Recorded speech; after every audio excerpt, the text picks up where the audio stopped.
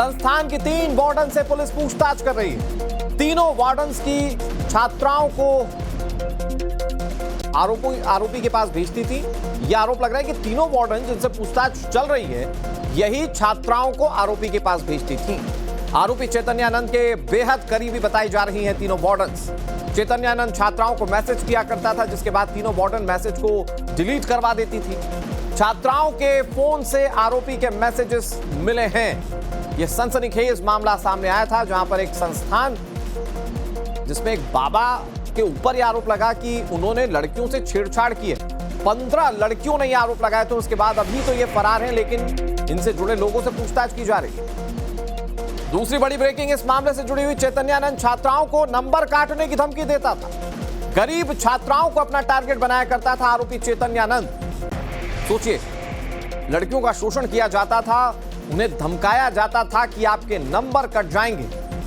अब ये जो चैतन्यानंद है, पुलिस इनकी तलाश कर रही है। दिल्ली, उसके आसपास के राज्यों तक दिल्ली पुलिस अभी इन्हें ढूंढ रही है, लेकिन ये फरार हैं। और बताया जा रहा है कि इनसे जुड़ी 3 वार्डन जो इनकी बेहद करीबी थी, उन वार्डन्स पर आरोप लग रहा है कि वही छात्राओं को इन तक पहुंचाया करती थी। अभी इस वक्त उनसे पूछताछ चल रही है। 15 छात्राओं ने बेहद संगीन आरोप लगाए थे। इन आरोपों से सनसनी मच गई थी, क्योंकि बहुत प्रतिष्ठित संस्थान है जिस पर यह आरोप लग रहे हैं। और अब पुलिस इस मामले में कानूनी कार्रवाई कर रही है। अब आपको बहुत जल्दी से ग्राफिक्स के जरिए वो मैसेजेस बता देते हैं जो बाबा छात्राओं को भेजा करता था और बाद में उसे डिलीट करवाया जाता था। इसमें बाबा अपने मैसेजेस में लिखता था कि मेरे कमरे में आ जाओ, तुम्हें ट्रिप पर विदेश ले चलूंगा, ये बाबा कहता था।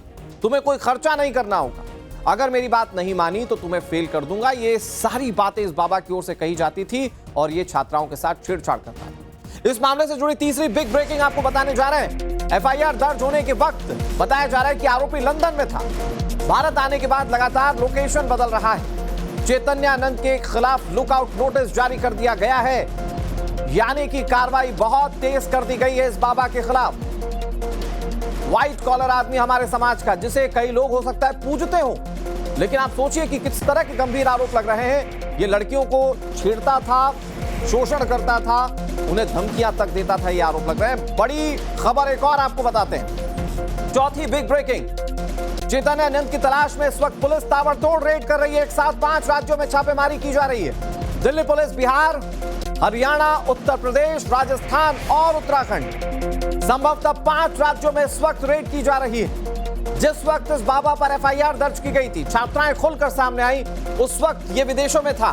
बताया जा रहा है लंदन में था, वापस आया, उसके बाद से इसे ट्रेस करने की कोशिश की जा रही है। और इस वक्त तकरीबन 5 राज्य जहां पर पुलिस इस तक पहुंचने की कोशिश कर रही है। इस बीच एक और बड़ी खबर, 5वीं बिग ब्रेकिंग, आरोपी चैतन्यानंद पर पहले से ही मुकदमे दर्ज हैं। 2009-2016 में इस पर यौन शोषण के केस दर्ज हुए थे। आश्रम में लगे सीसीटीवी कैमरों से भी जानकारी ये मिल रही है कि फुटेजेस टेम्पर्ड किए गए। मतलब जरा सोचिए कि एक बड़े संस्थान में एक ऐसा व्यक्ति काबिज था जिस पर पहले से कई आरोप थे, वो भी यौन शोषण। अब आपको इस आरोपी बाबा चैतन्यानंद की पूरी क्राइम कुंडली समझाते हैं। दरअसल चैतन्यानंद के खिलाफ कुल 5 एफआईआर दर्ज। 2009 में डिफेंस कॉलोनी पुलिस स्टेशन में छेड़छाड़ और धोखाधड़ी का केस इस पर दर्ज किया गया था। साल 2016 में बसंत कुंज थाना क्षेत्र में इंस्टीट्यूट की छात्रा से छेड़छाड़ का आरोप लगा था, यहां भी मामला दर्ज किया गया। फिर साल 2025 में मठ के साथ धोखाधड़ी की एफआईआर इन पर दर्ज की गई। 2025 में ही बसंत कुंज नॉर्थ थाने में इंस्टीट्यूट की लड़कियों के साथ छेड़छाड़, फर्जी नंबर प्लेट लगाने की एफआईआर दर्ज की गई है। वो गाड़ी पुलिस ने बरामद भी कर ली है। इधर दिल्ली छेड़छाड़ मामले में 7वीं बिग ब्रेकिंग आपको बताने जा रहे हैं। चैतन्यानंद ने फर्जी डिप्लोमेटिक नंबर प्लेट बनवाई थी। आरोपी लगातार अपनी नंबर प्लेट बदलता था। जब इसकी जांच की पुलिस ने, वो वॉल्वो गाड़ी, रेड कलर की वॉल्वो गाड़ी, वो आपको दिखाएंगे तस्वीरों में। बताया जा रहा है कि जब इसकी जांच की गई तो पता चला कि उस तरह का कोई नंबर रजिस्टर्ड ही नहीं है। केकड़ी बताने के लिए, धाक जमाने के लिए वो उस तरह के नंबर प्लेट का इस्तेमाल किया करता था। हमारे सहयोगी मोहित ओम ने साउथ वेस्ट दिल्ली की एडीसीपी से खास बातचीत की इस मामले को लेकर। क्या जानकारी पुलिस प्रशासन की ओर से दी गई, जरा देखिए। अच्छा, एडिशनल डीसीपी ऐश्वर्या सिंह है। मैम, जो कंप्लेंट आई है उसमें क्या अभी एक्शन हुआ है? ये बाबा कौन है, इसका प्रोफाइल क्या है? पीएसवी के नॉर्थ में एक कंप्लेंट आई थी सेक्सुअल हरासमेंट की, और Shri Sharda institute of Indian management जो है उसके जो मैनेजर थे चैतन्यानंद सरस्वती, उनके अगेंस्ट एलिगेशंस आए हैं। एफआईआर अप्रोप्रिएट सेक्शंस में दर्ज की गई है और पूरी कोशिश जारी है कि अक्यूज्ड को नैप किया जाए। मैम अभी लास्ट लोकेशन कहाँ मिली और कितने स्टूडेंट्स इनके खिलाफ मैम कंप्लेंट दर्ज कराई थी? इन दोनों प्रश्नों का जवाब देना हमारे लिए उचित नहीं होगा, सिंस इन्वेस्टिगेशन अंडर वे है। अक्यूज्ड को सर्च करने का पूरा प्रयास किया जा रहा है। जो विक्टिम्स हैं उनके स्टेटमेंट्स लिए जा रहे हैं। Investigation is proceeding as per law. एक बार टाइमलाइन बता दीजिए, कब ये कंप्लेंट आई थी, कब आपके पास ये पूरा मैटर आया है, उसके बाद क्या क्या एक्शंस हुए हैं? अगस्त के महीने में कंप्लेंट आई थी, एफआईआर टाइमली दर्ज हो गई थी और इन्वेस्टिगेशन अंडर प्रोसेस है। मोहित ओम हमारे सहयोगी इस बड़ी खबर पर लगातार बने हुए हैं। मोहित, बाबा की तलाश की जा रही है। 5 रात संभवतः दिल्ली पुलिस के रडार पर है। यहां पर लगातार छापेमारी की जा रही है। अभी क्या जानकारी है, कहां तक पहुंची है दिल्ली पुलिस की जांच? क्योंकि बताया जा रहा है कि जो 3 करीबी वार्डन थी इस बाबा की, उससे उन्हें हिरासत में लेकर इस वक्त पूछताछ की जा रही है। मोहित,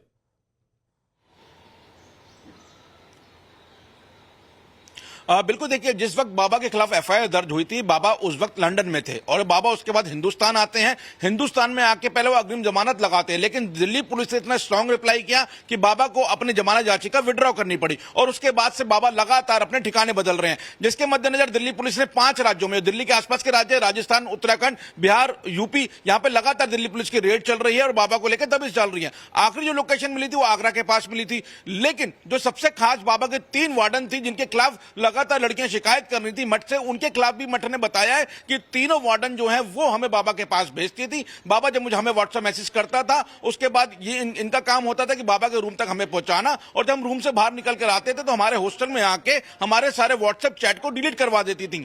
लेकिन कुछ चैट जो है वो पुलिस के हाथ में जरूर लगे हैं, जिसमें बाबा ने लिखा है कि मेरे कमरे में आओ, मैं तुम्हें विदेश ले चलूंगा, तुम्हें कोई खर्चा नहीं करना पड़ेगा। और जो उसके बाबा के लालच में नहीं आते थे तो उनको धमकाता था कि मैं तुम्हें पेपरों में फेल कर दूंगा।